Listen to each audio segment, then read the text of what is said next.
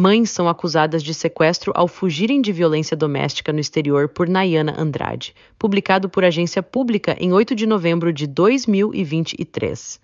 Raquel Cantarelli espera ouvir a campainha e encontrar do outro lado da porta as duas filhas. As crianças de 4 e 6 anos foram levadas da capital do Rio de Janeiro, há 5 meses, para ficar com o pai na Irlanda. A brasileira acusa o ex-marido de abusar sexualmente de uma das filhas, à época com 2 anos, e de cometer frequentes agressões físicas e psicológicas contra ela, quando moravam juntos no exterior. Fui acordada às 6 horas por policiais federais armados com fuzis para entregar as minhas filhas para o próprio agressor delas, conta a mãe. Tanto a Justiça Europeia quanto a brasileira acusam Raquel de sequestro das próprias filhas, porque ela, conforme relatou, para fugir da violência do ex-companheiro, voltou ao Brasil trazendo as crianças. Um dos artigos da Convenção de Haia, em vigor desde 1980, com adesão de mais de 100 países, define como sequestro internacional retirar criança ou adolescente menor de 16 anos do seu país de residência sem autorização de um dos genitores, seja pai ou mãe. Esse argumento jurídico tem sido utilizado, mesmo quando as mulheres são vítimas de violência doméstica. A agência pública conversou com brasileiras que relataram ter sofrido violência doméstica e que foram acusadas de subtração internacional de crianças e adolescentes pelos ex-companheiros.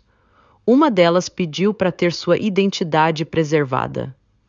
Um abaixo-assinado organizado pela ONG Internacional, que presta apoio a vítimas de violência doméstica, Revibra, e por outras organizações, como o coletivo Mães de Haia, pede que o texto da convenção seja revisto para evitar que mães vítimas de violência doméstica sejam penalizadas.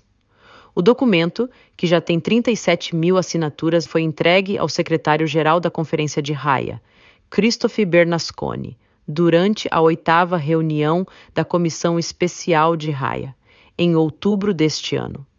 O quadro de violência contra a mulher pode afetar também os filhos, ainda que indiretamente. Essa situação se confronta com a falta de uma determinação na Convenção de Haia de se investigar os casos de denúncia de subtração de menores em situações em que há alegação de violência doméstica, explica Alice Castellani, pesquisadora em ciência política pela UFMG e mestra em segurança internacional pela Escola Superior de Guerra, ESG, para que a Convenção efetivamente cumpra seu objetivo fundamental de garantia dos direitos das crianças internacionalmente, é urgente ser empreendido um debate de revisão dos seus termos, que considere a realidade global de violência sofrida pelas mulheres e também seus filhos, afirma. Parte 1. Separadas dos filhos. Quase 90% das mulheres acusadas de sequestro internacional que pediram ajuda relacionada à aplicação da Convenção de Haia deixaram o país com seus filhos fugindo de situações de violência doméstica. O dado é da ONG Revibra Europa. Entre novembro de 2019 e dezembro de 2022, a entidade analisou 278 pedidos de ajuda relacionados à aplicação da Convenção de Haia.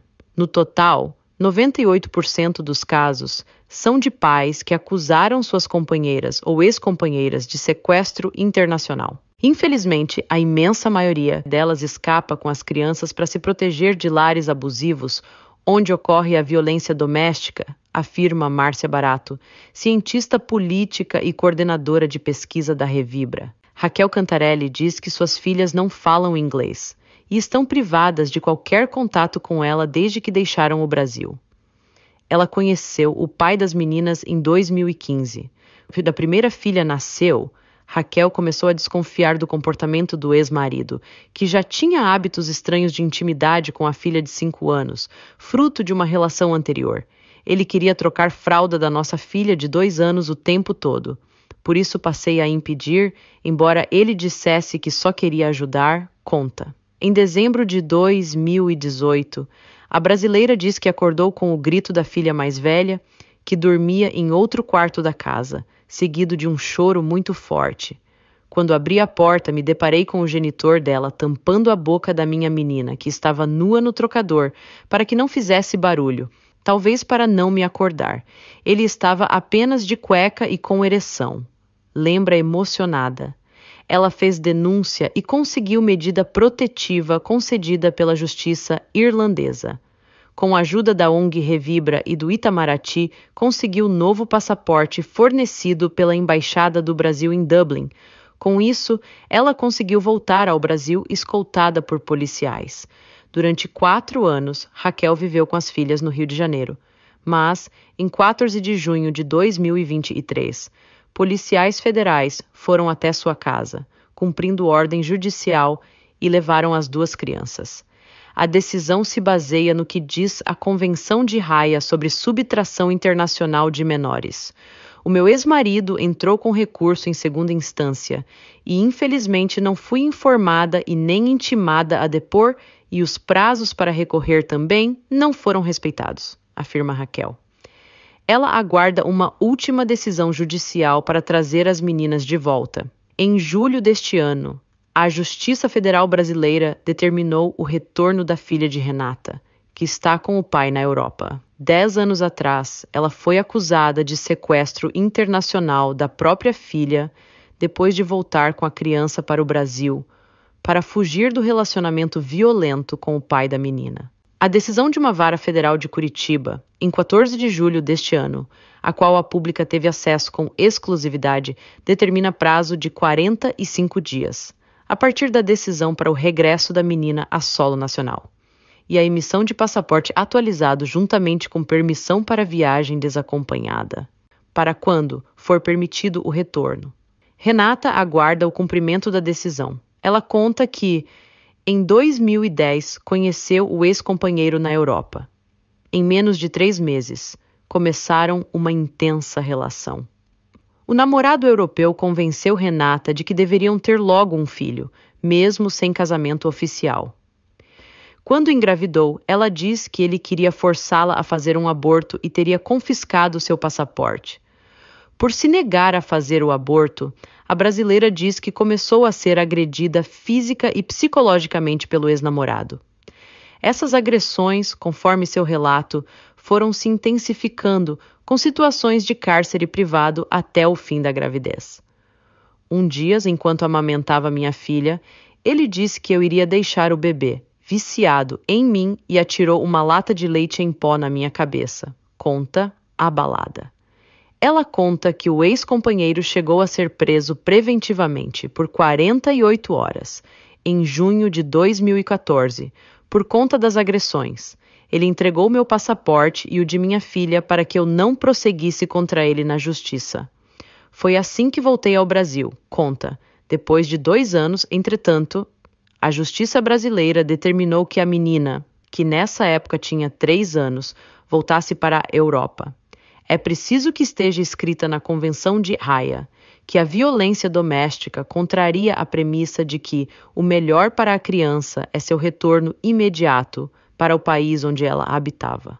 Uma frase simples que mudaria vidas, diz Renata. Parte 2. Convenção de Haia. Damares.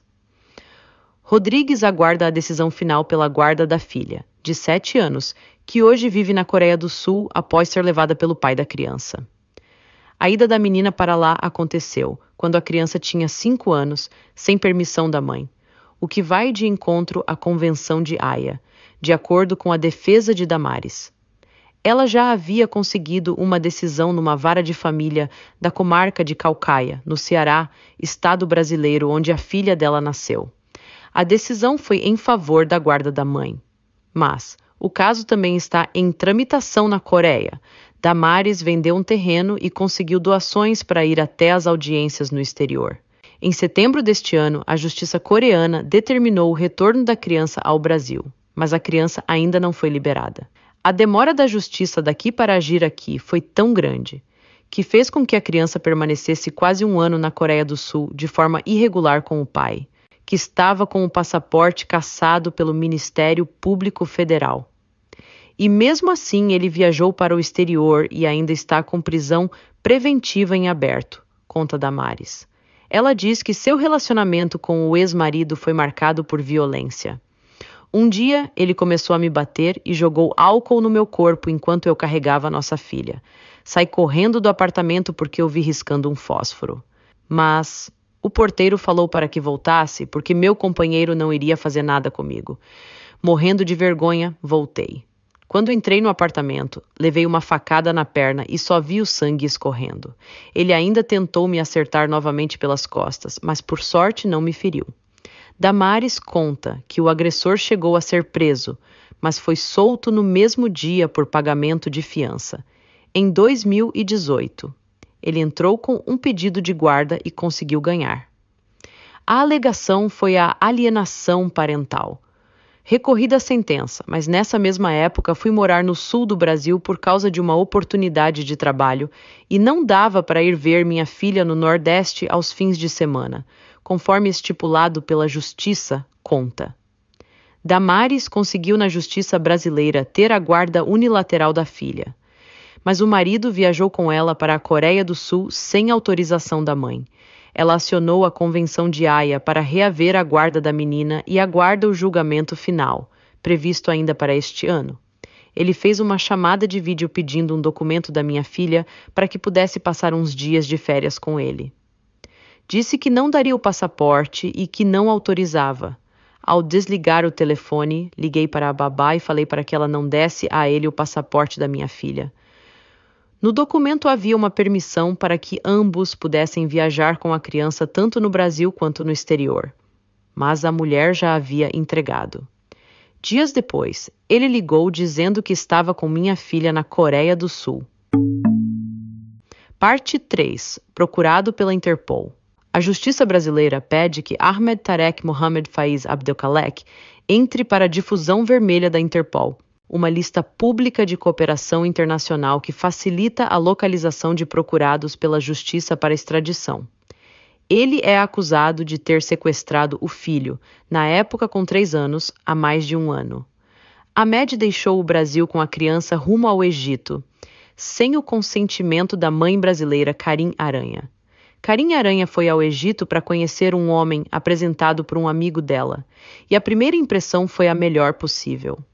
Ela conta que namoraram escondido da família dele, e quando ela resolveu voltar ao Brasil, ele pediu para vir junto, porque no Egito não tinham muitas oportunidades de trabalho.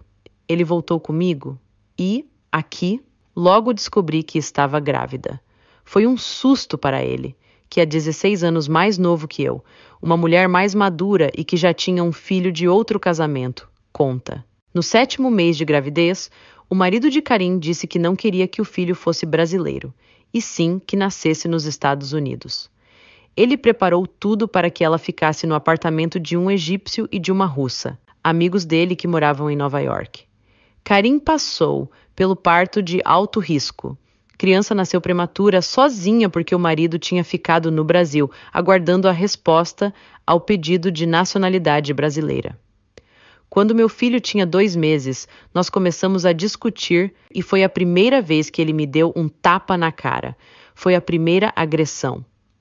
No dia seguinte, ele trazia bombons e dizia que eu quem estava exaltada. Era sempre assim, morde e assopra, conta. Um tempo depois, segundo Karen, ele deu um chute que deixou marcas intensas nas 2 pernas dela. Na 3ª vez, fiz um boletim de ocorrência, que não adiantou nada. Não houve medida protetiva, nem nada. Por dificuldades financeiras, o casal decidiu que Karim iria trabalhar como faxineira na Inglaterra. Foi um ano fora do Brasil. Eu falava com meus filhos por videoconferência todos os dias, além de mandar dinheiro de 2 a 3 vezes por semana. Tenho tudo registrado no processo. Quando Karim voltou da Inglaterra, esperava encontrar o companheiro e o filho no aeroporto para buscá-la. Mas ninguém apareceu. Liguei para meu filho mais velho, na época com uns 17 anos, e ele foi até o apartamento e encontrou o imóvel completamente destruído. Janelas quebradas, seringas de anabolizantes para todos os lados, muita destruição. O guarda-roupas estava vazio. Não havia nem as roupas do meu namorado, nem do nosso filho pequeno. Os documentos da criança também não estavam lá, conta. Desesperada, ela prestou queixa na delegacia sobre o desaparecimento da criança. Dias depois, recebi uma ligação do pai do meu filho dizendo que ele já estava com o menino no Egito. Aí puxei todas as informações na polícia e descobri que ele já tinha até a cidadania brasileira. Mas como conseguiu tirar meu filho do país de avião sem a minha autorização, já que o passaporte do meu filho estava vencido? Foi aí que um policial descobriu que ele saiu do Brasil por terra, pela fronteira com o Paraguai, e foi fazendo uma série de percursos até chegar no Egito. Karim conta que, embora o filho tenha sido sequestrado, ele não pode ser repatriado para o Brasil aplicando a Convenção de Haia como argumento, uma vez que o Egito não é signatário. Em 1º de dezembro de 2022, ela conseguiu, na Justiça em Valinhos, interior de São Paulo, uma decisão que garante a guarda provisória de seu filho. Mas essa decisão ainda não foi cumprida porque o pai está incomunicável e é considerado fugitivo pela Justiça. A Agência Pública pediu respostas ao governo federal por meio da Advocacia Geral da União, AGU, e da ACAF sobre os casos narrados pelas pessoas ouvidas pela reportagem.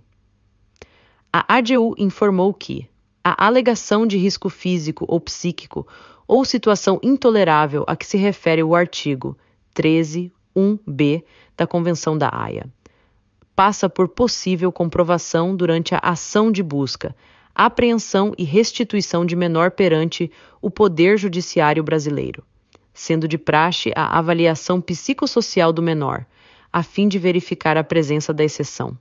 Assim, compete ao Judiciário brasileiro determinar se houve ou não violência doméstica ou outra situação que excepcione o retorno do menor. A AGU reconheceu que a violência doméstica contra a mulher, notadamente no contexto migratório, é algo grave e deve ser combatido, de acordo com o órgão, no entanto, para que haja o impedimento ao retorno. É necessário que a violência esteja comprovada, avaliando-se, no caso concreto, se o retorno irá impactar a criança à luz do acervo fático probatório. Sobre o caso de Renata, a ACAF informou que, com o retorno da criança à Europa, o país onde a criança reside entende que é o competente para tratar da guarda da menor. A decisão brasileira somente será válida no país onde a criança está, se houver o devido reconhecimento da decisão brasileira naquele território. As medidas que devem ser adotadas para isso dependem exclusivamente da genitora.